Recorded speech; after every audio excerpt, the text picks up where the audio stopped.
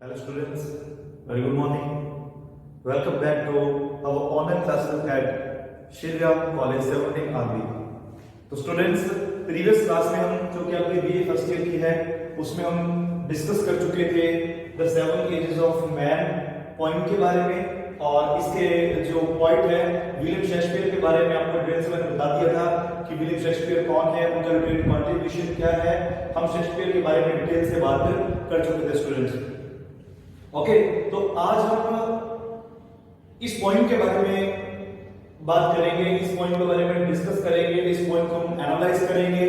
हम बात करेंगे कि 7 एजेस का जो टाइटल है वो कहां से इंस्पायर्ड है, ओरिजिनली ये पॉइंट पब्लिश नहीं है, ये पॉइंट कहां से ली गई है, पॉइंट का बैकग्राउंड क्या है, और इस पॉइंट के अंदर स्ट्रक्चर कैसा है, लैंग्वेज कैसी यूज की है विलियम शेक्सपियर ने।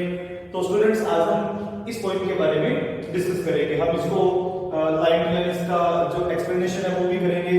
यहाँ पे मैंने इसके जो फर्स्ट 2 स्टैंडर्ड्स हैं पॉइंट के वो यहाँ पे मैंने नोट डाउन कर रखे हैं, तो हम इसको भी लाइन वाइज आगे एक्सप्लेन करेंगे हमारी क्लास में आगे।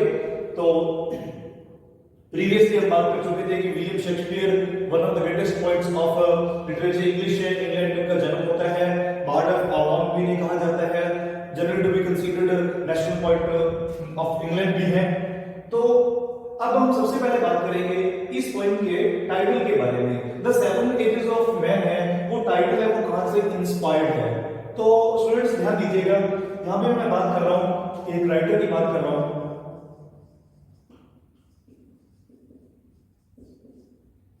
बेसिकली रॉबर्ट स्मॉक एक राइटर नहीं थे, लेटर उन्होंने बाद में लिखना भी शुरू किया। बेसिकली एक पेंटर थे और इन्होंने क्या किया था, रॉबर्ट स्मॉक ने 7 पेंटिंग्स बनाई थी। क्या बनाई थी? 7 paintings.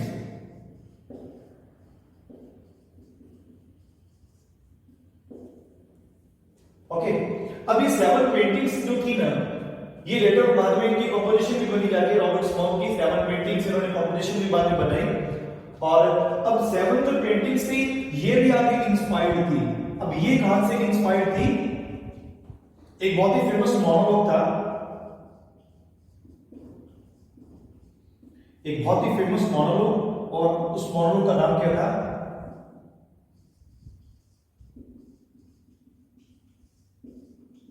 Beginning all the world.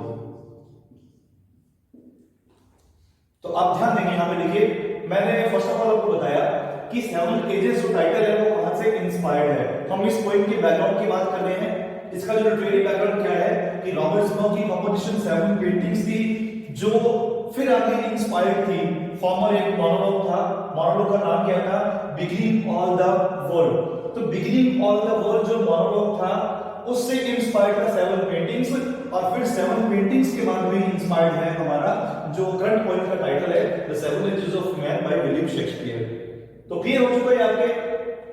यहां पे देखिए मैं फिर से रिपीट करता हूं, रैपिडली मैं रिपीट कर रहा हूं कि फर्स्ट ऑफ ऑल जो एक फेमस मोनोलॉग है बिगिनिंग ऑल द वर्ल्ड, यहां से इंस्पायर्ड था रॉबर्ट स्मॉक का 7 पेंटिंग्स, और रॉबर्ट स्मॉक के 7 पेंटिंग्स से इंस्पायर्ड है हमारी करंट पॉइंट का title 7 ages of man by William Shakespeare. यहां पे क्लियर हो चुका है। नेक्स्ट हम बात करेंगे कि जो विलियम शेक्सपियर है इन्होंने क्या किया था, इस पॉइंट को ओरिजिनली इंडिपेंडेंट रूप से पब्लिश नहीं किया था। वैसे तो आपको मैंने बताया था कि विलियम शेक्सपियर का जो बर्थ है वो 1564 और इनकी डेथ 1616 में हुई थी। एलिजाबेथन पॉइंट है ये। अब मोस्टली जो इनके वर्क्स थे वो सारे के सारे आफ्टर डेथ, इनकी मृत्यु के बाद, इनके डेथ के बाद में वो पब्लिश होते हैं। All the works of William Shakespeare are published after his death. उनकी डेथ के बाद में ही इनको पब्लिश किया गया। तो इंडिपेंडेंटली हालांकि कोई पब्लिश नहीं हुई है। तो फिर ये पॉइंट कहां से आती है, हम नेक्स्ट उसके बारे में बात करेंगे कि इस पॉइंट का सोर्स क्या है। देखिए यहां मैंने बात की पॉइंट की इंस्पिरेशन क्या है, तो इंस्पिरेशन यहां से बना beginning all the world famous monologue था, 7 पेंटिंग्स उससे इंस्पायर्ड, और उससे इंस्पायर्ड हमारे करंट पॉइंट का title 7 ages of man. Okay, तो नेक्स्ट हम बात करेंगे कि जो करंट हमारे पास टाइटल है पॉइंट का द 7 एजेस ऑफ मैन, वो पॉइंट हमारे पास कहां से? तो आपके सिलेबस के अंदर ये देखिए बीए फर्स्ट ईयर जो आपकी क्लास है, आपके सिलेबस के अंदर एक बहुत ही फेमस रोमांटिक कॉमेडी है विलियम शेक्सपियर की, और उस रोमांटिक कॉमेडी का नाम है एज यू लाइक इट। ध्यान दीजिए, एज यू लाइक इट आपके सिलेबस के अंदर भी है। तो ये एक फेमस ड्रामा है, विलियम शेक्सपियर का फेमस ड्रामा है एज यू लाइक इट। और बेसिकली अगर मैं इसके फॉर्म की बात करूं तो ये क्या है, एक रोमांटिक कॉमेडी है। विलियम शेक्सपियर के द्वारा कंपोज किया गया बहुत ही फेमस रोमांटिक कॉमेडी ड्रामा है एज यू लाइक इट। अब आपको पता है कि ड्रामा हमेशा किससे बनता है, एक्ट से मिलकर बनता है। ओके, किससे मिलकर बनता है, एक्ट से। तो ये 5 एक्ट प्ले है, इसके अंदर कितने एक्ट है, 5 एक्ट है। अब इसका जो एक्ट सेकंड है ना, एक्ट सेकंड, और एक्ट में क्या होता है आपको पता है, सीन्स होते हैं। क्या होते हैं, सीन्स होते हैं। अब इसका जो सीन 7th है,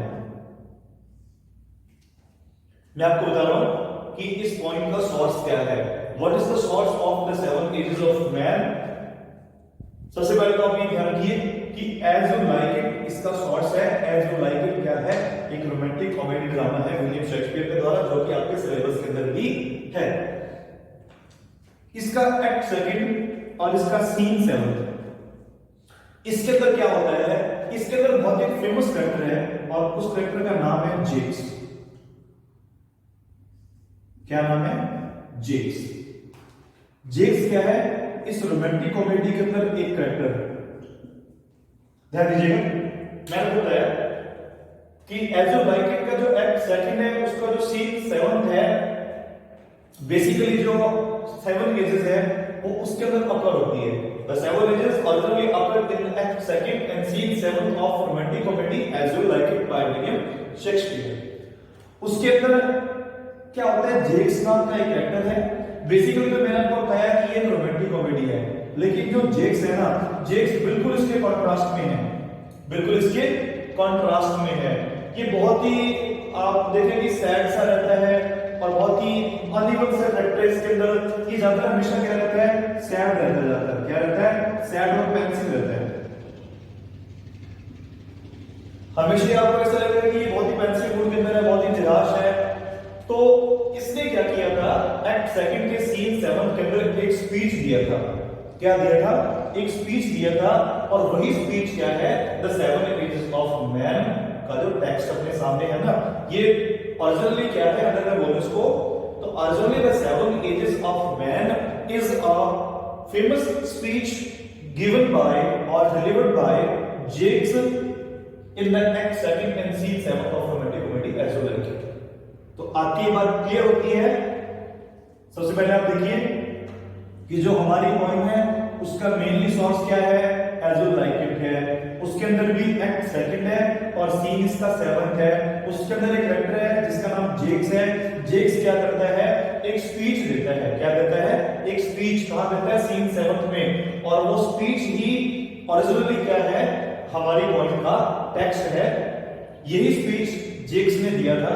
तो आप एक शॉर्ट क्वेश्चन यहां से देख सकते हैं कि 7 ages is originally a speech delivered by Jaques in As you like it.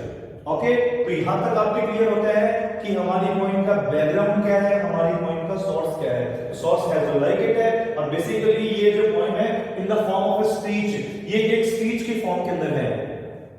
हम बात करेंगे कि जो हमारी पॉइंट की फॉर्म क्या है, फॉर्म इसकी एक स्पीच के रूप में लिखा है, इसको कंपोज किया गया है। जो स्पीच ऑलरेडी किसने डिलीवर किया था, जेक्स ने किया था।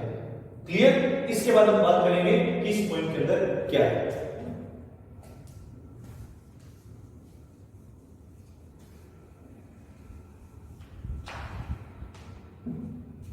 देखिए विलियम, हालांकि इसके अंदर जो आपके थॉट्स तो विलियम शेक्सपियर की है, लेकिन उन्होंने इन थॉट्स को deliver through the mouth of Jaques करवा दिया।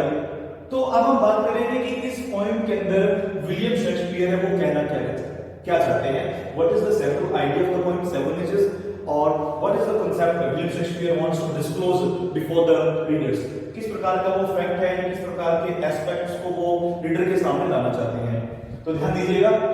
देखिए 7 ages, according to William Shakespeare ये कहते हैं कि एक जो ह्यूमन बीइंग है ना,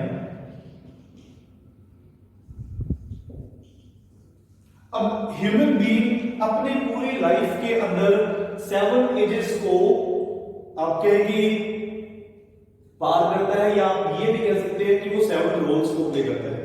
अकॉर्डिंग टू विलियम शेक्सपियर, एक ह्यूमन बीइंग अपने पूरे लाइफ के टेन्योर के अंदर कितने रोल प्ले करता है? 7 रोल प्ले करता है। देखिए आप यहाँ पे पोएटिक लाइन लिखी हुई है, हिज एक्ट्स बीइंग 7 एजेस, कि उसका जो पूरा लाइफ टेन्योर है उसको वो कितने एक्ट्स में बांटता है? 7 एक्ट्स में बांटता है। यानी कि इंसान अपने पूरे लाइफ टेन्योर के अंदर अकॉर्डिंग टू विलियम शेक्सपियर क्या करता है? 7 रोल प्ले करता है। अब हम देखिए विलियम शेक्सपियर कहता है कि पूरा संसार, all the world is a stage, वो पूरे वर्ल्ड को क्या मानता है? एक स्टेज मानता है। जैसे कि आप अक्सर ड्रामास में देखते हैं या फिल्म्स में देखते हैं कि एक स्टेज होता है और स्टेज पे बहुत सारे एक्टर्स या एक्ट्रेसेस एंटर करते हैं और उसमें अपना रोल प्ले करते हैं और बिहाइंड द कर्टेन चले जाते हैं। तो इसी तरीके से आप देखिए यहाँ पे लाइन लिखी हुई है, and all the man and women merely players. कहता है संसार के अंदर जितने भी आदमी हैं, चाहे वो औरतें हैं, वो सारे के सारे क्या है? वो प्लेयर्स हैं। प्लेयर्स का मतलब यहाँ पे क्या है कि वो अभिनय करते हैं। दे आर लाइक एक्टर्स और एक्ट्रेसेस। वो एक्टर या एक्ट्रेसेस हैं, जिस प्रकार से वो स्टेज पे आते हैं, अपना रोल प्ले करते हैं और उसके बाद में जब प्ले पूरा हो जाता है तो बिहाइंड द कर्टेन चले जाते हैं। तो उसी तरीके से एक इंसान क्या करता है, जैसे उसका बर्थ होता है, इट मींस वो जो वर्ल्ड की स्टेज है ना, वहां पे एंटर करता है और जब उसकी डेथ होती है तो वो उस स्टेज से चला जाता है, यानी कि उसका एग्जिट हो जाता है। आप थर्ड लाइन देखिए क्या लिखा हुआ है, they have their exits and their entrance. अब देखो एग्जिट कैसे होता है कि जब उसकी डेथ हो जाती है, और एंट्रेंस कैसे होता है? जब वो जन्म लेता है। तो हम बात करेंगे विलियम शेक्सपियर ने ह्यूमन बीइंग के जो 7 एक्ट्स हैं, क्या है? जो 7 एक्ट्स हैं उनको वो क्या क्या नाम देता है। तो फर्स्ट ऑफ ऑल हम जानेंगे कि विलियम शेक्सपियर ने इंसान की जो लाइफ है, उसका जो पूरा लाइफ स्पैन है, उसको 7 एजेस में बांटा है और एजेस को क्या क्या नाम दिया है। तो देखिए first of all William Shakespeare ये कहते हैं कि जो मानव जीवन का पहला एक्ट है, the first act of a human life is infant. ध्यान दीजिएगा, पहला जो इंसान रोल प्ले करता है वो करता है इन्फेंट। देखिए आपको मैं एक जनरल एग्जांपल देता हूं। एक ह्यूमन बीइंग होता है, वो अपने पूरे लाइफ के अंदर बहुत सारे रोल प्ले करता है। देखिए जब हम छोटे होते हैं, उसके बाद में हम स्कूल में जाते हैं, वहां पे हम स्टूडेंट होते हैं, हम घर पे आते हैं, हम किसी के अंकल भी होते हैं, फिर बाद में इंसान फादर बनता है, या अगर अपने वीमेन की बात करें तो मदर बनती है, ग्रैंड मदर बनती है। तो इस तरीके से आप देखें कि आपका role according to the place बदलता रहता है। कहीं पे आप एक जॉबर है, घर पे आप एक फादर है, वही आप मान लो स्कूल के अंदर एक टीचर है, लेकिन घर पे आप फादर भी हैं, आप किसी के अंकल भी हैं। तो इंसान ऑलरेडी बहुत सारे रोल प्ले करता है अपने पूरी लाइफ के अंदर। लेकिन अकॉर्डिंग टू विलियम शेक्सपियर वो 7 जो रोल प्ले करता है मेनली, तो उसको उन्होंने नाम दिया है। तो पहला वो कहते हैं कि इंसान में सबसे पहले जब उसका जन्म होता है, यानी कि मैं ये कह सकता हूं स्टार्ट फ्रॉम बर्थ, कि जब उसका बर्थ होता है तो वो क्या होता है? इन्फेंट होता है। सबसे पहला जो रोल इंसान प्ले करता है वो एज एन इन्फेंट करता है जब उसका बर्थ होता है। अब इन्फेंट क्या करता है? जब कोई नवजात बच्चा है, उसका जन्म हुआ है, तो ऑल द टाइम ही और she dependent on his nurse. वो अपनी नर्स पे डिपेंड करता है या अपनी माँ जो उसको जन्म दे उस पर डिपेंड करता है। तो सारा दिन काम क्या रहता है? यहाँ पे देखिए लाइन्स पे लिखी हुई पोएट्री के अंदर कि all the time mewling and puking. अब इसका मतलब क्या है कि छोटा जो बच्चा होता है वो पूरा दिन क्या करता रहता है? एक तो वो रोता रहता है म्यूलिंग, और प्यूकिंग, प्यूकिंग का मतलब कि वॉमिट करता रहता है। वो क्या करता रहता है? वो वॉमिट करता रहता है। अक्सर आपने देखा होगा कि छोटे बच्चे क्या करते हैं, उनके मुंह से दूध निकलता है। जब वो ज्यादा दूध पी लेते हैं उसके बाद में उनके फिर वो वॉमिट होती है। तो अक्सर ये छोटे बच्चे पे वॉमिट कंटिन्यूस होती रहती है, दिन में कई बार हो जाती है। All the time in his nurses answer, वो अपनी जो उसकी माँ होती है या उसकी केयर टेकर होती है, वो ऑल द टाइम उस पर डिपेंड रहता है, उसी के हाथों में रहता है और उसके हाथों में रोता रहता है और वॉमिट करता रहता है। इस तरीके से वो अपना पहला रोल क्या कर लेता है? प्ले कर लेता है। आप ये भी कहें कि उसकी पहली जो एज है वो क्या होती है? इन्फेंट होती है। उसका पहला एक्ट एज एन इन्फेंट इस तरीके से पूरा हो जाता है। अब शेक्सपियर क्या कहते हैं कि इसके बाद में शुरू होता है उसका दूसरा एक्ट, और दूसरे एक्ट को उसने क्या नाम दिया है? School boy. अब यहां पे मैं जेंडर की बात नहीं कर रहा हूं, बॉय का मतलब वो गर्ल भी हो सकती है, ठीक है। तो अगर आप किसी ने स्पेसिफिक कि स्कूल गोइंग चाइल्ड तो बेटर रहेगा, वो लड़का भी हो सकता है, वो लड़की भी हो सकती है, वेदर इज ही और शी। ओके, तो अब हम ध्यान देंगे कि इन्फेंट के बाद में जो हमारा सेकंड स्टेज आती है, या हमारा जो सेकंड हमारा जो एक्ट आता है, वो आता है हमारा as a school going child. तो एक बात तो सभी को पता है कि शुरुआत के अंदर जब एक बच्चा स्कूल जाता है तो उसका स्कूल जाने का मन नहीं करता। He or she always goes to school with unwilling mind, उनका जाने का मन नहीं करता है, पेरेंट्स उनको फोर्स करते हैं, छोड़ के भी आते हैं। आज के प्रेजेंट टाइम में तो बच्चों को बहुत सारे साथ में थोड़ा लालच भी दिया जाता है कि टॉफीज दी जाती है, उनके आसपास तो बैग्स भी ऐसे आने लगे, टिफिन भी ऐसे आने लगे। आप देखते हैं अक्सर कि बच्चों को टिफिन भी कैसे देते हैं, वो टेडी वाले टिफिन दे देते हैं, बैग्स भी उनके ऐसे आते हैं, ताकि बच्चे किसी ना किसी तरीके से उन चीजों से अट्रैक्ट हो, और जो उनके अंदर स्कूल जाने की जो अनविलिंगनेस है ना, जो स्कूल जाने की उनके अंदर अनिच्छा है, वो दूर हो और वो स्कूल जाना उनको अच्छा लगे। तो देखिए, जब एक बच्चा स्कूल जाने लगता है तो उसका वो सेकंड पार्ट शुरू होता है लाइफ का। तो उस समय क्या होता है, सुबह सुबह उसके जो पेरेंट्स हैं उसको नहला धुला के तैयार करते हैं, उसका शाइनिंग मॉर्निंग फेस होता है कि अब लाइफ में करता हूं आपको। And then the waning school boy with his sachet and shining morning face। देखिए sachet क्या होता है, sachet छोटा बैग होता है जिसको वो स्कूल के अंदर लेके जाता है। तो कहते हैं कि जब वो स्कूल जाता है तो उसके सुबह सुबह उसको नहलाया होता है, उसका चेहरा बड़ा चमकता होता है, बड़ी उसके चेहरे पे चमक होती है, क्योंकि बच्चे में नेचुरल ब्यूटी होती है। तो कहते हैं उसके पास में उसके पीठ पर क्या होता है, उसका शैशे होता है, उसका बैग होता है, चेहरा चमकदार होता है उसका, and morning face creeping like snail. अब यहां पे देखिए, क्रीप मैंने क्या होता है कि कोई चीज को जैसे ड्रैग करके चलती है, या उसको अपने रेंग कर चलती है, वो लाइक स्नेल। अब यहाँ पे शेक्सपियर ने एक वर्ड यूज किया है स्नेल। देखिए स्नेल क्या होता है, एक इंसेक्ट होता है, और इस इंसेक्ट की खास बात क्या होती है कि बहुत ही धीरे चलता है, यूज्ड टू वॉक स्लो, बहुत स्लो चलता है, एक्सेसिव स्लो चलता है इसमें। तो ऐसा लगता है कि चलने की उसकी इच्छा नहीं है। तो विलियम शेक्सपियर ने यहाँ पे जो स्कूल गोइंग चाइल्ड है उसकी कंपैरिजन किससे कर दी, एक स्नेल से कर दी। कहते जिस तरीके से एक स्नेल ऐसा लगता है कि चलना नहीं चाहता, तो वैसे ही वो बच्चा स्कूल जाने को बड़ा अनविलिंग होता है, तो वो ऐसे रेंगता है जैसे कि स्नेल है। नीचे लिखा ना अनविलिंग स्कूल, वो स्कूल जाने की उसकी इच्छा नहीं होती। तो in this way he played his second part और second act of his life. Okay, next हम बात करेंगे। इसके बाद में जो थर्ड स्टेज आती है ह्यूमन लाइफ की, उसको विलियम शेक्सपियर ने नाम दिया है लवर। क्या नाम दिया है, लवर। अब देखिए, जो लवर की स्टेज है ना, one of the critical stages of human life. अब ये इंसान के जीवन की सबसे क्रिटिकल स्टेज होती है, बहुत क्रिटिकल होती है। इसमें क्या होता है, इंसान में बहुत सारे हार्मोनल चेंजेस आना शुरू हो जाते हैं, और सबसे जो इंपॉर्टेंट चीज होती है कि इसमें जो इंसान होता है उसका अपोजिट जेंडर के प्रति अट्रैक्शन बढ़ता है। ध्यान दीजिएगा, लवर की स्टेज के अंदर क्या होता है, अपोजिट जेंडर के प्रति अट्रैक्शन बढ़ता है। तो फिर मोस्टली जो बॉयज होते हैं वो क्या करते हैं, वो उनकी जो मिस्ट्रेस होती है, मिस्ट्रेस जिसको अपना बिलव मानते हैं। देखिए लवर की स्टेज क्यों बोला, क्योंकि इस एज के अंदर बहुत जल्दी अपोजिट जेंडर के प्रति एक बच्चा जो अट्रैक्ट हो जाता है, और जो लड़का होता है बहुत जल्दी किसी लड़की को अपनी बिलव मानने लगता है, और उसको अपनी मिस्ट्रेस बोलता है, उसकी आईब्रोज की तारीफ करता है। अभी देखिए मैंने सिर्फ दो स्टेज नोट किए हैं, जब अपन इसका टेक्स्ट करेंगे तो उसमें इसकी थर्ड स्टेज वो जो लवर की है उसका टेक्स्ट भी अपने आगे करेंगे हमारी नेक्स्ट क्लास के अंदर। तो वो फिर क्या करता है, अपनी मिस्ट्रेस की आईब्रोज की तारीफ करता है, और उसको उससे प्रेम हो जाता है। और फिर बाद में क्या होता है, जब उसको प्रेम में रिजेक्शन मिलता है तो वो डिजेक्ट हो जाता है, वो डिजेक्शन में चला जाता है, वो निराशा में चला जाता है, क्योंकि इस समय सेंटिमेंटल बहुत ज्यादा हावी हो जाती है इस पे। तो फिर ये क्या करता है, फिर ये अपनी मिस्ट्रेस के लिए क्या लिखता है, वॉयफुल बैलेड्स लिखता है,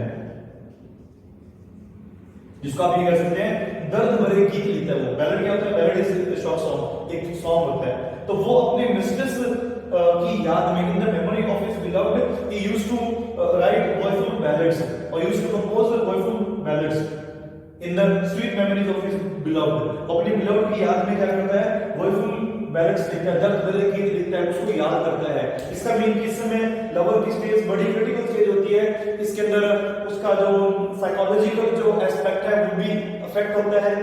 ओके, तो यहां से क्लियर होता है कि थर्ड स्टेज के अंदर उसका जो अपोजिट जेंडर के प्रति अट्रैक्शन बढ़ता है। जब उसको डिजेशन मिलता है तो फिर वो बहुत ज्यादा सैड हो जाता है, बहुत ज्यादा पेंसिव हो जाता है, और फिर बैलेंस लिखता है, अपने मिस्ट्रेस की आईब्रोज की तारीफ करता है। तो इस तरीके से अपना थर्ड जो पार्ट है, थर्ड एक्ट है, वो प्ले कर लेता है। Okay, according to William Shakespeare में बात कर रहा हूं। अब नेक्स्ट हम बात करेंगे कि जब वो फोर्थ स्टेज के अंदर पहुंचता है,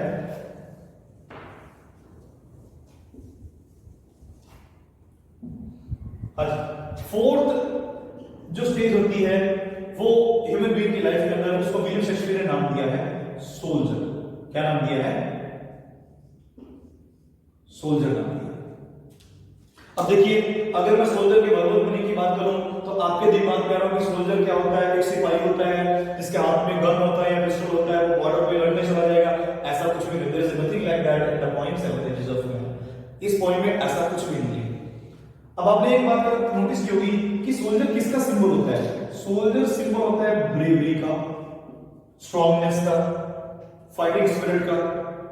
ओके, अब यहां पे बात करेंगे, आप ये भी कह सकते हैं कि इस समय जो एक ह्यूमन बीइंग होता है वो कहां होता है?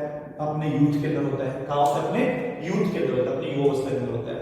और आप सभी जानते हैं कि जब इंसान यूथ के अंदर होता है तो फिर इंसान किसी की नहीं सुनता, उसको लगता है कि I am the best in the world.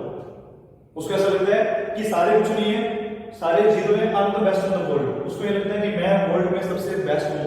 पहली गट फीलिंग तो उसको ये आती है कि मेरे जैसा कोई नहीं है। अब सबसे पहला चीज क्या आता है कि उसका जो बोलते हैं कि चॉकलेटी फेस था उसका, जो एक बच्चे जैसा फेस था, उसमें क्या होता है? बियर्ड आ जाती है। पहली बात तो ये होती है, उसमें क्या आ जाती है? बियर्ड आ जाती है, दाढ़ी आ जाती है, बाल आ जाते हैं, उसके मूंछें भी आ जाती है, मॉस्टेस भी उसके आ जाते हैं। और विलियम शेक्सपियर ने इसकी बियर्ड और इसके मॉस्टेच को किससे कंपेयर किया है? लेपर्ड से कंपेयर किया है। किससे? लेपर्ड से। देखिए, लेपर्ड क्या होता है? तेंदुआ होता है, ठीक है, एक एनिमल है। अब तेंदुआ के बाल क्या होते हैं? जो उसके चेहरे के बाल होते हैं ना, उसके जो उसके जॉ के पास में होते हैं, वो बहुत तीखे होते हैं, और उनसे ना उसके चेहरा बड़ा क्या लगता है?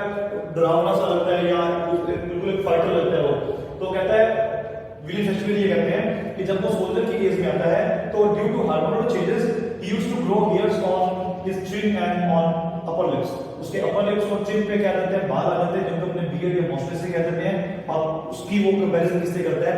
लेपर्ड से करता है, एक तेंदुए से करता है। इट मींस कि थोड़ा सा लुक चेंज हो जाता है और वो थोड़ा फाइटर लगने लग जाता है या गुस्सैल लगता है। अच्छा, दूसरी बात बताऊं सोल्जर के अंदर क्या होता है? एक तो ये। दूसरी बात क्या होती है कि इसका जो टेम्पर होता है ना, लूज टेम्पर होता है। आपने ऐसा देखा होगा कि बहुत सारे जो यंग लड़के होते हैं जब अपनी यूथ एज में होते हैं तो बहुत जल्दी लड़ाई झगड़ा करते हैं एक दूसरे से, बहुत जल्दी ये आपके भी टेम्पर इनका लूज हो जाता है। ठीक है, तो टेम्पर लूज भी एक आप कह सकते हैं कि एक इसका सिंबल है, इसके सोल्जर के, इसका एक ह्यूमन बीइंग का, इसके अंदर इसका गुस्सा उसको बहुत जल्दी आता है, छोटी मोटी बातों पर लड़ाई करता है। दूसरी बात एक और इसमें इंपॉर्टेंट है, वो क्या? Jealous in honour. अब देखिए, जेल्स इन ऑनर भी यूथ में होता है कि ये अपने रिस्पेक्ट के लिए जेल्सी फील करता है। अगर मान लो इसके साथ वालों किसी को रिस्पेक्ट दी जाती है और इसको रिस्पेक्ट नहीं दी जाती तो इसको उससे जेलसी होती है। कॉमनली अगर क्लास के अंदर आप 20-22 स्टूडेंट हैं और अगर एक बच्चे की ज्यादा तारीफ होती है, उसके साथ वाले की नहीं होती है, उसको क्रिटिसाइज किया जाता है, तो ऑब्वियसली ये बात है कि वो दूसरे से जेलस फील करेगा, क्योंकि उस समय वो कहां से जा रहा है? ही इज इन सोल्जर, वो उस समय सोल्जर की एज में है। तो you know that is quite natural for his और हर, उसके लिए वो क्वाइट नेचुरल सी बात है कि उसको ऑनर में जेलसी भी होगी, उसका टेम्पर भी लूज होएगा, उसकी मौसम से बियर्ड आ जाएगी। और दूसरी बात क्या है कि वो बड़े से बड़ा खतरा मोल ले सकता है, बड़े से बड़ा खतरा मोल ले सकता है। किसके लिए? एक विलियम शेक्सपियर ने इसके अंदर वर्ड यूज किया है, बबल रेपुटेशन। क्या यूज किया है? Bubble reputation. देखिए, बबल क्या होता है? पानी का बुलबुला होता है। Okay, long ball of water होती है। बबल रेपुटेशन जिसको अपने कहते हैं फेक रेपुटेशन, झूठी शान। तो तो कहता है कि सोल्जर की एज के अंदर वो अपनी झूठी शान के लिए कोई भी खतरा मोल ले सकता है, एनी नेचर, कोई भी खतरा। और इसमें जो खतरा उसने बताया वो क्या होता है, कैनन माउथ। क्या होता है, कैनन माउथ। कहता है कि वो तोप के मुंह में भी जा सकता है। कैनन एक वेपन होता है जिसको अपने तोप कहते हैं, जो कि वॉर वगैरह के अंदर यूज होता है। तो कहता है अकॉर्डिंग टू विलियम शेक्सपियर कि he can even go in the cannon's mouth for his noble reputation. वो अपने झूठी शान के लिए किस हद तक जा सकता है, इस हद तक खतरा मोल ले सकता है कि वो कैनन के मुंह में जा सकता है, तोप के मुंह में जा सकता है। तो इस तरीके से वो अपना रोल प्ले करता है एज अ सोल्जर। ओके, तो फोर्थ स्टेज की ये कुछ विशेषताएं हैं। These are the silent features of soldiers age. Next we will talk about the fifth age of human being life according to William Shakespeare, which is the age of justice. अब जो fifth as की बात करेंगे हम, वो as की हम बात करेंगे जस्टिस की एज। देखिए, जस्टिस एक वर्बल मीनिंग से भी पता लगता है कि जैसे कोर्ट में जज होते हैं, तो इस तरीके से इंसान अब क्या बनता है, कोर्ट में तो नहीं, अगर उसका बाय प्रोफेशन वो जस्टिस है तो वो डिफरेंट मैटर है, लेकिन वो अपनी प्रैक्टिकल लाइफ में भी क्या बन जाता है, जस्टिस बनता है। अब ये क्या करता है, अब जो उसकी बियर्ड थी ना पहले लिपट जैसी दिखती थी, अब वो कैसे बदलती है, वो फॉर्मल कट में बदल जाती है। ये क्या करता है, फॉर्मल कट बियर्ड रहता है, पहली चीज तो नहीं होगी। दूसरी ये क्या करती है, इसका पेट निकल जाता है, राउंड बेली। विलियम शेक्सपियर ने इसके अंदर स्पष्ट क्लियर लिखने को बताया है कि जस्टिस इंस्पायर्ड तो वहीं से है, कोर्ट वाले जस्टिस से, कि वो रिश्वत लेते हैं और रिश्वत का जो पैसा खाते हैं तो उससे क्या हो जाता है, उनकी तोंद निकल जाती है। क्या होती है, उनकी तोंद निकल जाती है। तो जस्टिस की एजमेंट फैक्टर ये होता है कि उसकी बेली राउंड हो जाती है, तोंद निकल जाती है, क्योंकि वो ब्राइब लेता है। क्या लेता है, वो ब्राइब, वो रिश्वत लेता है। राउंड बेली का रीजन क्या है कि वो क्या लेता है, ब्राइब लेता है, वो रिश्वत लेता है। क्या लेता है, रिश्वत लेता है। इसके अलावा क्या करते हैं, वो दूसरों को उदाहरण देता है, मॉडर्न इंस्टेंसेस, वो दूसरों को एग्जांपल्स देता है। जैसा बताया ना मैंने कि दूसरों का जजमेंट करता है, वो खुद ने लाइफ में जो उसने करना होता है वो कर लिया, जो उसका कैरियर बनना था वो बन चुका होता है, लेकिन अब वो लोगों को समझाता है, उनको मॉडर्न इंस्टेंसेस देता है। In this way he played his part as a justice. इस तरीके से वो फिफ्थ स्टेज में एज अ जस्टिस अपना रोल प्ले करता है। ओके, नेक्स्ट हम बात करेंगे जो सिक्स्थ एज है अकॉर्डिंग टू विलियम शेक्सपियर। अब देखिए, जो सिक्स्थ एज होती है उसको हम कह सकते हैं declining age. Okay, declining age. देखिए, डिक्लाइनिंग का बहुत प्रॉब्लम नहीं क्या होता है, किसी चीज का नष्ट होना, किसी चीज का डिस्ट्रॉय होना। तो आप ये समझदार है कि जैसे इंसान अपने सिक्स्थ स्टेज के अंदर पहुंचता है, या जब अपना वो सिक्स्थ एक्ट अपना पूरा कर रहा होता है, तो इस समय इंसान का जो फिजिकल फिगर होता है वो सारा क्या हो जाता है, बदल जाता है। उसका फिजिकल फिगर बदल जाता है। उसकी स्किन क्या होती है, स्किन जो होती है वो लूज पड़ जाती है एंड स्टार्ट्स हैंगिंग। उसकी स्किन लूज हो जाती है, और उसकी स्किन यहां से आपने देखा होगा कि जो अक्सर ना जो ओल्ड लोग होते हैं, आप देखना स्टूडेंट्स, कि उनकी जो स्किन होती है वो नीचे की ओर हैंग करती है, लटकती है उनकी स्किन। और क्या होता है, फेस पर क्या होते हैं, सॉरी, उनका फेस कैसा हो जाता है, रिंकल्ड फेस हो जाता है उनका। कैसा फेस होता है, रिंकल्ड फेस। ध्यान दीजिए, उनके चेहरे पर क्या होती हैं, झुर्रियां बढ़ जाती हैं। ऐसा लगता है कि उनके चेहरे पर बहुत सारे मैप्स बन गए हैं, लाइक ऑस्ट्रेलिया, यूएसए, इंग्लैंड। ऐसा लगता है कि इनके मैप छप गए इंसान के चेहरे पे। ओके, तो उनका फेस कैसा हो जाता है, रिंकल्ड फेस हो जाता है। ठीक है, that was just a joke कि उनके मैप बन जाते हैं। ऐसा लगता है कि चेहरे पे बहुत सारे मैप्स बन गए हैं, रिंकल्ड फेस हो जाता है। और क्या होता है, उनके स्पेक्टेकल्स लग जाते हैं। क्या लग जाते हैं, स्पेक्टेकल्स लग जाते हैं, नजर वाला चश्मा लग जाता है। और वो क्या पहनना शुरू करते हैं, पैंटालून्स पहनते हैं। क्या पहनते हैं, पैंटालून्स, स्लीपर्स पहनते हैं। क्या पहनते हैं, स्लीपर्स। वही जो यूथ के अंदर इंसान क्या पहनता है, जीन्स पहनता है, ये शूज पहनता है, ये ब्रांड पहनना है, वो ब्रांड पहनना है। लेकिन जब वो डिक्लाइन एज में होता है, कोई ब्रांड काम नहीं आता, वो क्या पहनता है, ट्राउजर्स पहनता है, स्लीपर्स पहनता है। ओके, तो इस तरीके से आप ये कह सकते हैं कि अब इंसान डिस्ट्रॉय की ओर प्रोसीड कर रहा है।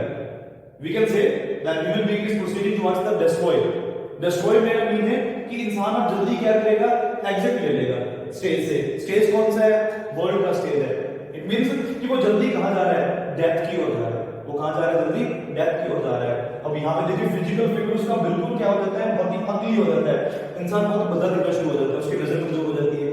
ठीक है, अब क्या होता है, नेक्स्ट हम बात करेंगे जो सेवंथ इसकी स्टेज है ना, वो तो इससे भी ज्यादा क्या है, डरावनी है।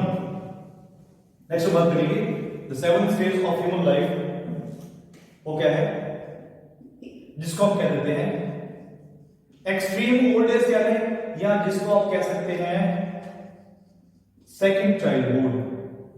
अब देखिए आपने से सुना होगा कि एक ह्यूमन बीइंग का बचपन होता है जब वो जन्म के बाद होता है, और जब इंसान बूढ़ा होता है तो तब भी उसका एक दूसरा बचपन वापस आता है, उसका बिहेव कैसा हो जाता है, फिर से बच्चों जैसा हो जाता है। अब उसके जो भारी भरकम जो बिग मेनली वॉइस थी, जो उसकी जो बिग मैनली वॉइस थी, ये कैसी हो जाती है, लाइक ए ट्रेवल पाइप हो जाती है। कैसी हो जाती है, एक ट्रेवल पाइप की तरह हो जाती है। जैसे छोटे बच्चों की तीखी आवाज होती है, लाइक ट्रेवल साउंड होते हैं ना, बेस होता है और ट्रेवल होता है, तो वही तीखा साउंड हो जाता है। ऐसा लगता है कि जैसे बच्चे ना कोई बांसुरी बजा रहे हो, कोई फ्लूट बजा रहे हो, तो ऐसी भारी भरकम आवाज जो उसकी पहले थी वो बदल जाती है और पतली सी आवाज हो जाती है, ऐसा लगता है विसल साउंड आता है। और उसके बाद में क्या होता है, उसके जो टीथ हैं, उसके दांत गिर जाते हैं, उसकी सारी जो सेंसेस होती हैं, उसकी जो सेंसेस होती हैं वो सारी की सारी क्या हो जाती हैं, वीक हो जाती हैं। उसको किसी चीज का टेस्ट नहीं आता, ना उसको दिखाई देता है, अब उसकी स्किन भी खराब हो जाती है। ठीक है, और उसको ढंग से किसी चीज को स्मेल भी नहीं कर पाता वो, क्योंकि उसकी सारी सेंसेस क्या हो जाती हैं, वीक हो जाती हैं, मुंह में से दांत निकल जाते हैं। और एक उसको बीमारी होती है, वो बीमारी कौन सी होती है, जो कि शेक्सपियर ने इसके तरफ बताया है, ऑब्लिवियन, जिसको अपने कह सकते हैं लॉस ऑफ मेमोरी। क्या कह सकते हैं, लॉस ऑफ मेमोरी, भुलक्कड़पन हो जाता है। जब इंसान बूढ़ा हो जाता है तो उसको याद नहीं रहती बातें, फिर वो भूलना शुरू करता है। In this way he played his seventh and last act of life span. इस प्रकार से वो अपने जीवन का अंतिम और सातवां जो एक्ट है वो प्ले करता है। और विलियम शेक्सपियर के अकॉर्डिंग इसके बाद में उसकी इस इवेंटफुल जर्नी की क्या हो जाती है, जर्नी का एंड हो जाता है। आप ये कह सकते हैं कि इसके बाद में इंसान की डेथ हो जाती है। तो ये लाइन यहाँ पे देखिए, they have their exits and their entrance, तो इट मींस कि जब उसकी डेथ हो जाती है तो उसके बाद में वो एग्जिट ले लेता है, वर्ल्ड रूप में जो भी स्टेज है वहां से वो चला जाता है अपना लास्ट रोल प्ले करके। जिस प्रकार से सीरियल बाद में खत्म होता है, कर्टन गिरता है, तो उसी तरीके से इंसान की जब डेथ हो जाती है तो हमारे इस इवेंटफुल जो प्ले है इसका भी एंड हो जाता है, क्योंकि इंसान की डेथ हो जाती है। तो अभी आपने ये सीखा कि फर्स्ट 2 स्टैंडर्ड्स के अंदर विलियम शेक्सपियर क्या बताना चाहते हैं। अब कल अपने बात करेंगे कि इनके अंदर लैंग्वेज कैसी यूज की है विलियम शेक्सपियर ने, कौन से फिगर ऑफ स्पीच यूज किया स्टूडेंट्स, तो ये अपने देखेंगे कल। आज क्लास के लिए इतना ही। Thanks for watching, have a nice day.